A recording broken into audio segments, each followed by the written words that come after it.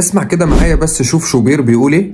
حضرتك ما تزعلش من اللي جاي، ما تزعلش لما الجماهير بقى تعمل اي حاجة وتخش القصة تاني نبدأها من جديد للفيلم بتاع زمان، وتبدأ بقى الناس تعمل كده وتشتم، وبعدين هلم جرة مش هتولع لك حاجة في المدرجات ولا شماريخ ولا حاجة، لكن تعمل لك بقى شغب بره وقصة وحدوتة ودوشة وهيصة وعربيات مش عارف يحصل فيها ايه وعيال يحصل فيهم ايه وهكذا. هل هتبقى مبسوط؟